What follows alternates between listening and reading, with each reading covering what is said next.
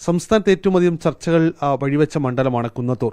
അതിൽ കഴിഞ്ഞ 25 വർഷമായി കുന്നത്തൂരിൻ്റെ MLA ആണ് കോവൂർ കുഞ്ഞുമോൻ. ഇത്തവണ സീറ്റ് ഉണ്ടാകുമോ? അതാണ് ആദ്യത്തെ ചോദ്യം. സീറ്റ് തീരുമാനിക്കേണ്ടുന്നത് ഇടതുപക്ഷ ജനാധിപത്യ മുന്നണിയാണ്.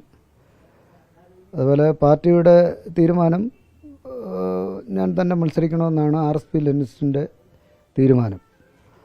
അതിൻ്റെ അവസാന അപ്രൂവൽ തരേണ്ടുന്നത് LDF ആണ്. LDF ഇലക്ഷനുമായി ബന്ധപ്പെട്ട് ഇതുവരെ മീറ്റിംഗ് ചേർന്നിട്ടില്ല.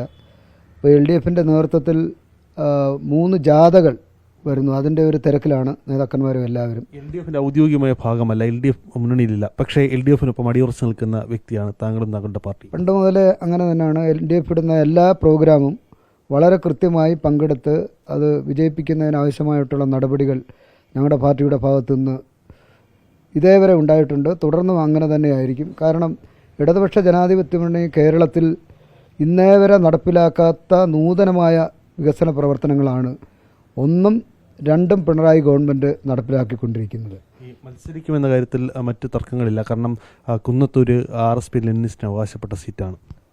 തീർച്ചയായിട്ടും പണ്ട് മുതലേ RSP കാൻഡിഡേറ്റ് എന്ന നിലയിലാണ് തുടർച്ചയായ 5 വർഷം 5 ടേൺ കൊണ്ട് മത്സരിക്കുന്നത്. വലിയ വികസന പ്രവർത്തനമാണ് കുന്നത്തൂർ മണ്ഡലത്തിൽ ഇതേവരെ നടപ്പിലാക്കിയിട്ടുള്ളത്. ഒരുപാട് പദ്ധതികൾ, ആ പദ്ധതികളെല്ലാം വിശദീകരിക്കണമെങ്കിൽ കുറേ അധികം സമയം വേണ്ടിവരും. വികസന മുരടിപ്പ് ചർച്ച ചെയ്യുമെന്നാണ് UDF അവകാശപ്പെടുന്നത്. വികസന മുരടിപ്പിൻ്റെ കാര്യമില്ലല്ലോ. ഏതാണ് താലൂക്ക് ആശുപത്രിയുടെ കാര്യമായിരിക്കും അവർക്ക് എടുത്തു പറയാൻ കഴിയുന്നത്. താലൂക്ക് ആശുപത്രിയുടെ വികസനപരമായിട്ടുള്ള കാര്യങ്ങൾക്ക് 50 കോടി രൂപയുടെ ഭരണാനുമതി നമുക്ക് ലഭിച്ചിരുന്നതാണ് കിഫ്ബി പദ്ധതിയിൽ. ആ 50 കോടി രൂപ നമുക്ക് വിനിയോഗിക്കാൻ കഴിഞ്ഞില്ല. കാരണം കെട്ടിടം പണിയുന്നതിന് ആവശ്യമായിട്ടുള്ള സ്ഥലമില്ലായിരുന്നു. ഇപ്പോൾ കെട്ടിടം പണിയുന്നതിന് റവന്യൂ ഡിപ്പാർട്ട്മെൻറ്റിൻ്റെ 80 സെൻറ്റ് സ്ഥലം നമുക്ക് ലഭ്യമായിട്ടുണ്ട്. ഇപ്പോൾ മെനഞ്ഞാന്നും ബഹുമാനപ്പെട്ട ധനകാര്യ വകുപ്പ് മന്ത്രിയും ആരോഗ്യ വകുപ്പ് മന്ത്രിയും കണ്ടിരുന്നു. 60 കോടി രൂപയ്ക്കുള്ള ഭരണാനുമതി ലഭിക്കണം എന്ന് പറഞ്ഞുകൊണ്ട് കത്ത് നേരിട്ട് മെനഞ്ഞാന്ന് കൊടുക്കുകയുണ്ടായി. അതിന് അംഗീകാരം ലഭിക്കുമെന്നാണ് പ്രതീക്ഷിക്കുന്നത്. കിഫ്ബിയുമായി ബന്ധപ്പെട്ട് ഞാൻ അവിടെ പോയിരുന്നു.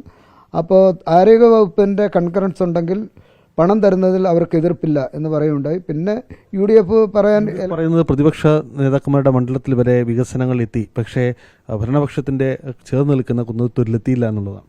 അല്ല, എന്ത് വികസനമാണ് ഇല്ലാത്തതെന്നാണ് ഞാൻ അവരോട് ചോദിക്കുന്നത്. ഏത് വികസന പ്രവർത്തനമാണ്? 316 കോടി 78 ലക്ഷം രൂപയാണ് കുടിവെള്ള പദ്ധതിക്ക് വേണ്ടി ഈ മണ്ഡലത്തിൽ വിനിയോഗിക്കുന്നത്. നമ്മുടെ മണ്ഡലത്തിലെ മുഴുവൻ PWD റോഡുകളും അന്താരാഷ്ട്ര നിലവാരത്തിലേക്ക് ഉയർന്ന ജില്ലയിലെ ആദ്യത്തെ മണ്ഡലമാണ് കുന്നത്തൂർ മണ്ഡലം.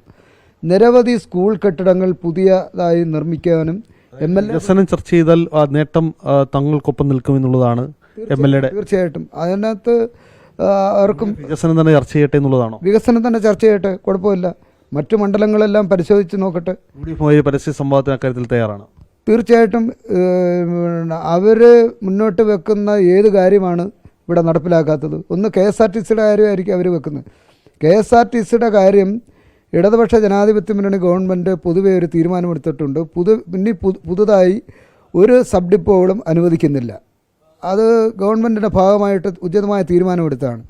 അപ്പോൾ ഈ ചർച്ച ചെയ്യപ്പെടുന്നവർ തന്നെ ഞങ്ങൾ സർവകക്ഷി യോഗം വിളിച്ചപ്പോൾ നിയമസഭയിൽ പ്രാതിനിധ്യമുള്ള മുഴുവൻ പാർട്ടികളും അതിൽ പങ്കെടുത്ത് ഡിപ്പോ വേണ്ട എന്ന് പറയുകയുണ്ടായി.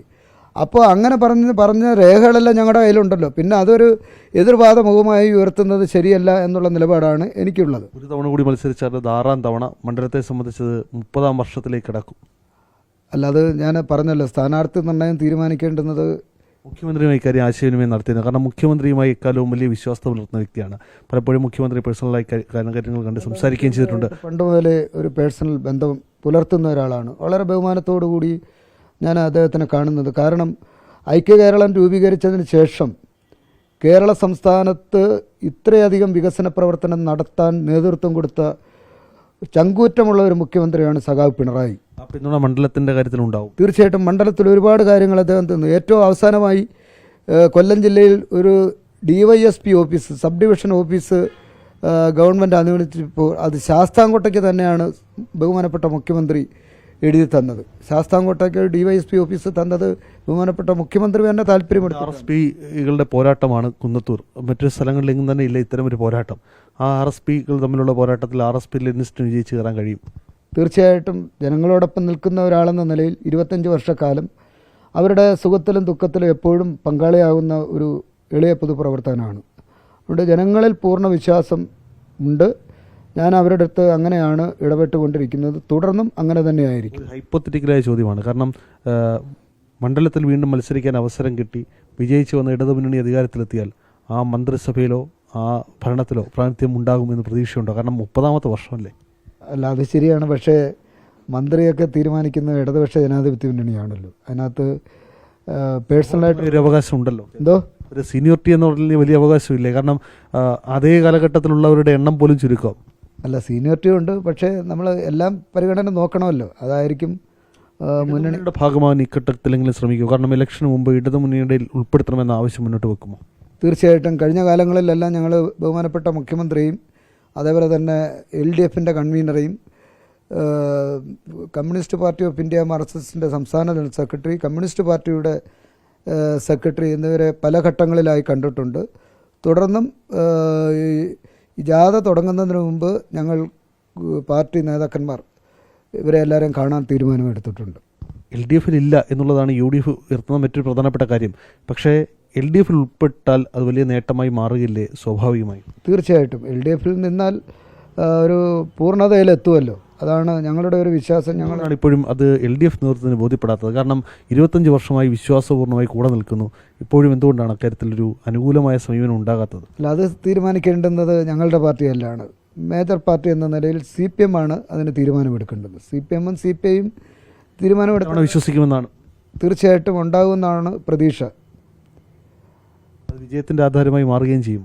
തീർച്ചയായിട്ടും. ഞങ്ങൾ വർഷങ്ങളായി ഇടതുപക്ഷ ജനാധിപത്യ മുന്നണി ഇടുന്ന മുഴുവൻ പ്രോഗ്രാമുകളും ഞങ്ങളത് നടപ്പിലാക്കാൻ RSP എപ്പോഴും കൂടെയുണ്ട്. RSPകളുടെ ഒരു ലയനം ഉണ്ടായാൽ അത്തരമൊരു സാധ്യതയിലേക്ക് ഉണ്ടാവുന്നുണ്ടോ? കാരണം അത്തരം ചർച്ചകൾ പല വഴിക്ക് നടക്കുന്നു എന്ന് കേൾക്കുന്നുണ്ട്.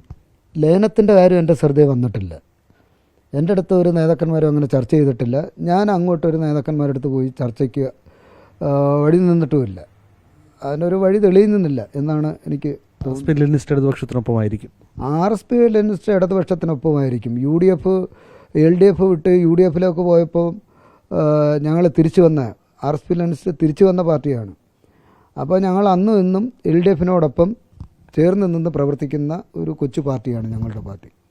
വികസനം ചർച്ച ചെയ്യട്ടെ, അക്കാര്യങ്ങളിലൊന്നും ഭയമില്ല. എന്തായാലും കുന്നത്തൂരിൽ വികസനം നല്ല രീതിയിൽ നടന്നിട്ടുണ്ട് എന്ന് തന്നെയാണ് MLAയുടെ വാദം.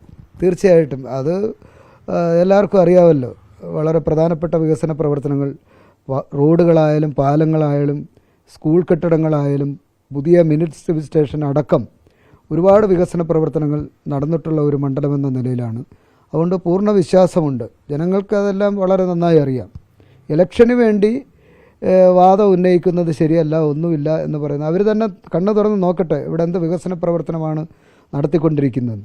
അവരും പല യോഗങ്ങളിലും നമ്മളെ അപ്രീഷിയേറ്റ് ചെയ്യാറുണ്ട്. പക്ഷേ ഇലക്ഷനാകുമ്പോൾ പിന്നെ അതിന് പറ്റത്തില്ലല്ലോ, എതിർത്താലല്ലേ പറ്റത്തുള്ളൂ. അതായിരിക്കും അതിൻ്റെ ഒരു നിലപാട്. മണ്ഡലത്തിൽ വികസനം ചർച്ച ചെയ്യട്ടെ. വികസനം ചർച്ച ചെയ്യാൻ UDFൻ്റെ പ്രതിനിധികളെ കൂടി MLA ക്ഷണിക്കുകയാണ്. വികസനം ചർച്ച ചെയ്താൽ ആ വിജയം LDFനൊപ്പം തന്നെ ആയിരിക്കും എന്നുകൂടി കോർ കുഞ്ഞുമോൻ അടിവരയിട്ട് ഓർമ്മിപ്പിക്കുകയും ചെയ്യുന്നു. കൊല്ലത്ത് നിന്ന് അരുൺ രാജ്, 24.